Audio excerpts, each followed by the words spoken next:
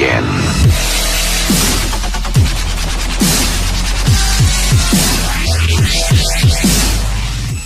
Assalamualaikum warahmatullahi wabarakatuh.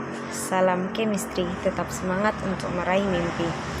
Halo adik-adik, perkenalkan nama saya Rifka Ayu Irma Erviana dari IAIN Tulung Agung.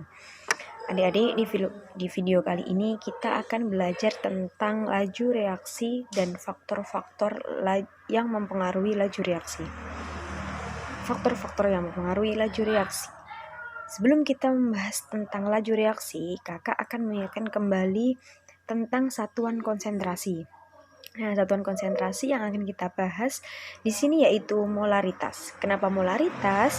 Karena nanti yang kita gunakan pada persamaan laju reaksi yaitu satuan konsentrasi molaritas.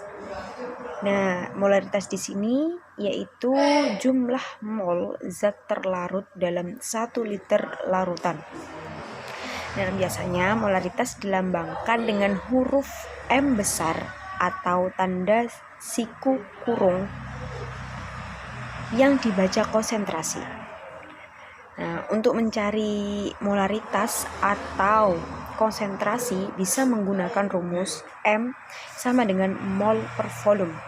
Atau jika yang diketahui massa atau zat terlarut, maka rumus yang akan kita gunakan adalah M sama dengan gram per mr dikali 1000 per volume. Nah, volume di sini harus bersatuan mililiter.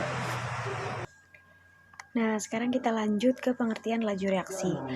Laju reaksi adalah besarnya penambahan konsentrasi hasil reaksi atau konsentrasi produk per satuan waktu. Atau bisa disebut laju reaksi juga bisa diartikan sebagai besarnya pengurangan hasil reaksi atau konsentrasi reaktan per satuan waktu. Jadi laju reaksi adalah seberapa banyak konsentrasi produk yang bertambah per satuan waktu atau seberapa banyak konsentrasi reaktan yang berkurang per satuan waktu.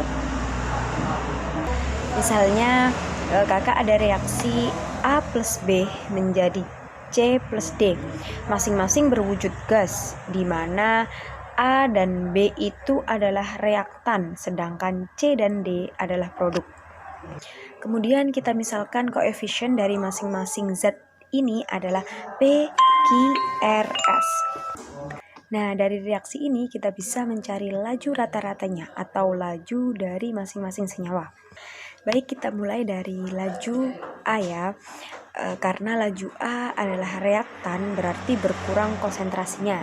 Jadi rumusnya adalah VA sama dengan min delta konsentrasi A per delta T.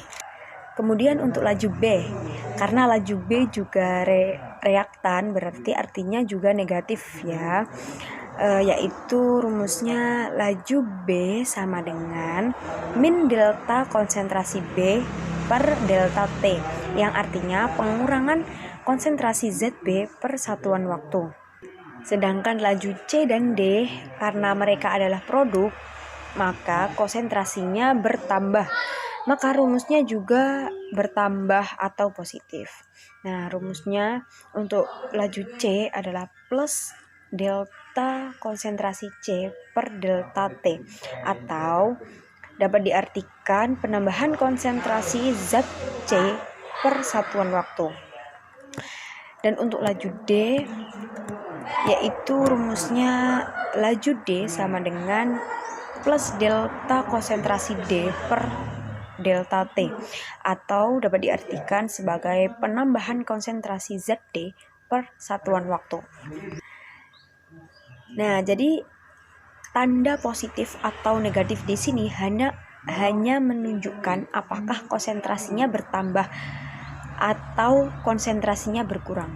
Lalu, apakah ada hubungan laju reaksi senyawa A dengan laju reaksi dengan senyawa lainnya?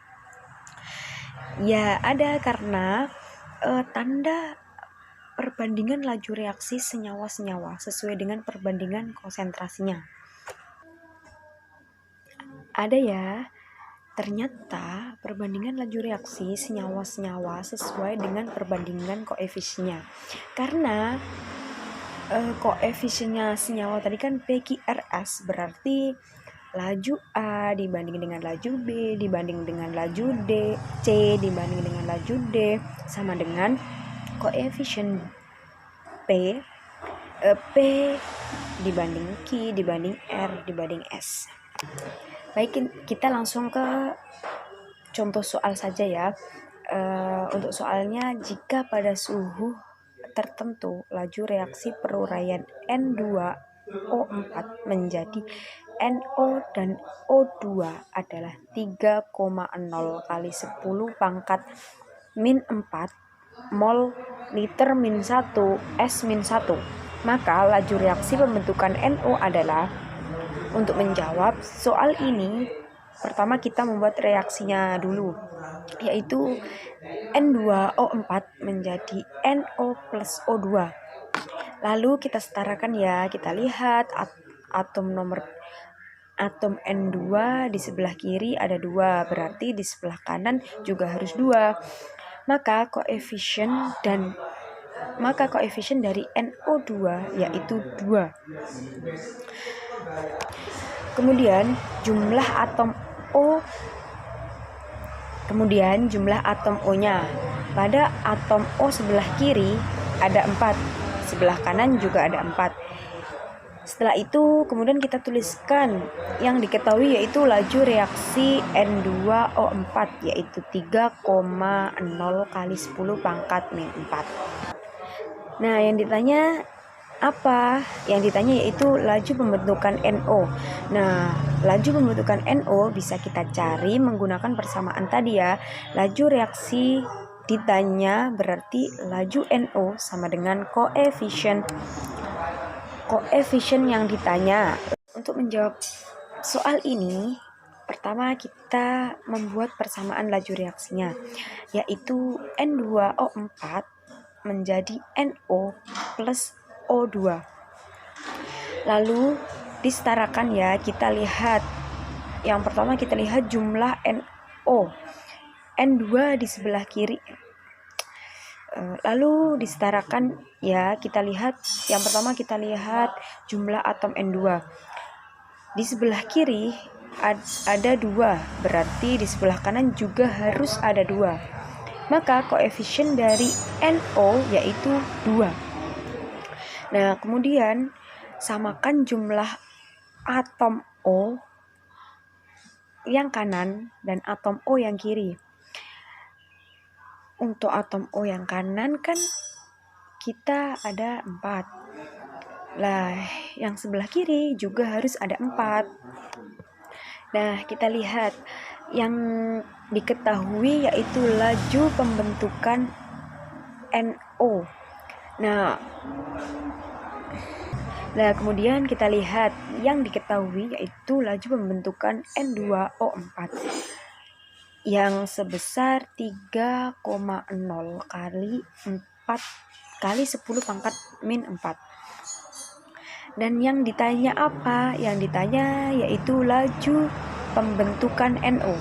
Nah, laju NO berarti bisa kita cari menggunakan persamaan yang tadi, yaitu laju reaksi yang ditanya berarti laju NO sama dengan koefisien yang ditanya lajunya, yaitu 2 per koefisien yang diketahui lajunya, yaitu 1 dikali nilai laju yang diketahui, yaitu 3,0 kali 10 pangkat min 4. Nah, tinggal dihitung 2 per 1 sama dengan 2, kemudian dikali dengan 3,0 kali 10 pangkat min 4.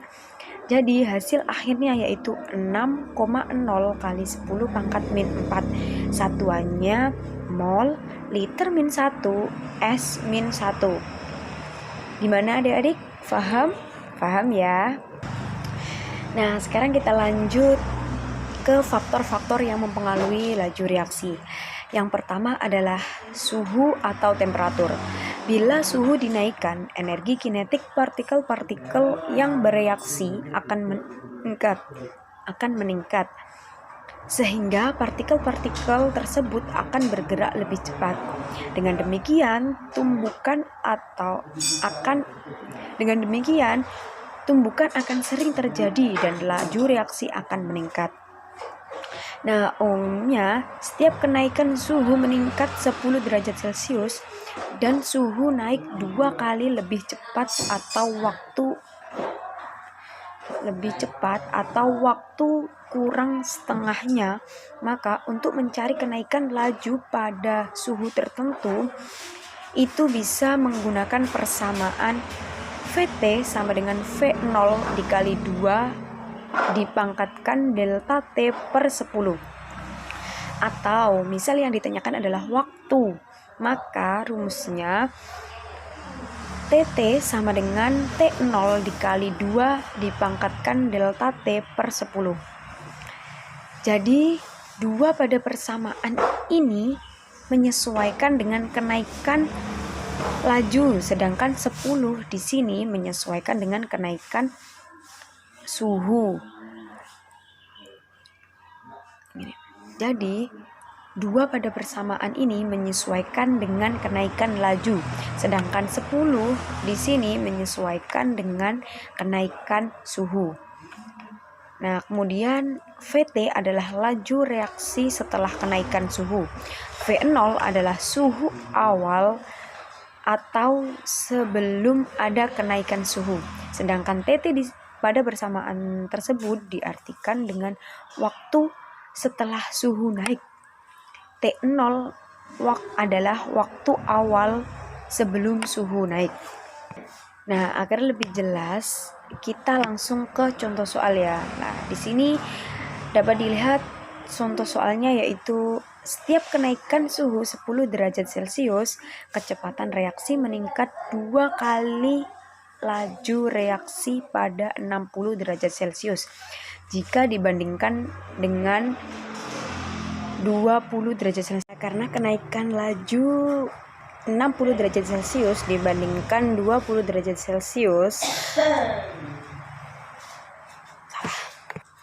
Nah, karena kenaikan suhunya 10 derajat Celcius dan kenaikan lajunya 2 kali, berarti kita gunakan rumus yang tadi ya, persamaan yang VT sama dengan V0 kali 2 dipangkat delta T per 10.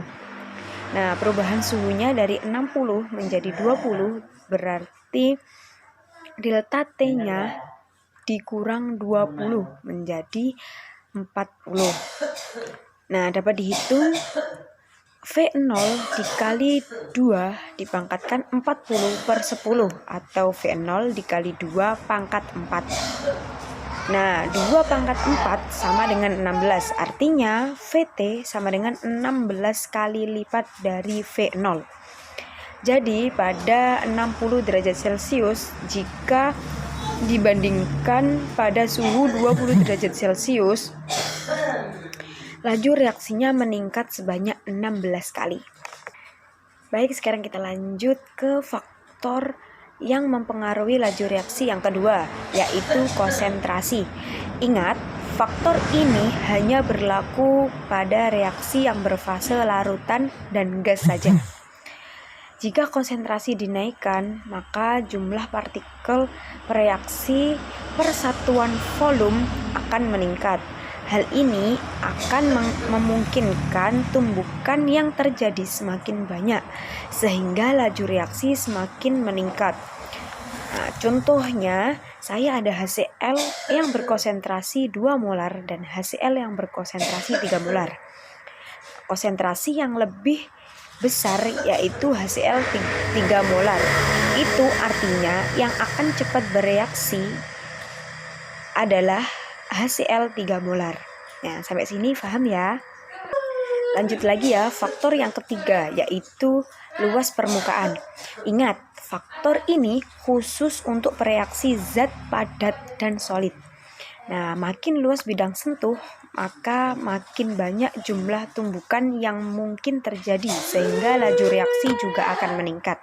Contohnya, garam kasar 1 gram dan garam halus 1 gram. Kalau garam kasar, ukuran partikelnya itu semakin besar dibandingkan dengan garam halus. Jadi, kita misalkan seperti ini.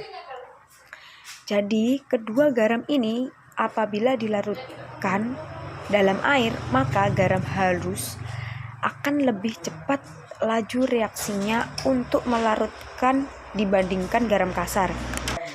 Nah, jadi bisa disimpulkan bahwa untuk jumlah yang sama, makin halus dan makin kecil ukuran partikelnya, maka makin luas bidang sentuhnya. Nah, sampai sini paham kan adik-adik?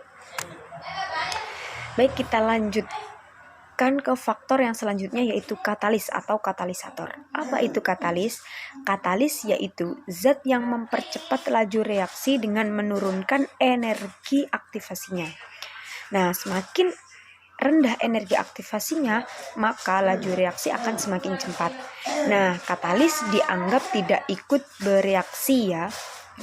Nah, katalis dianggap tidak ikut bereaksi ya, karena pada akhir reaksi akan ditemukan lagi dalam jumlah yang sama. Oke adik-adik,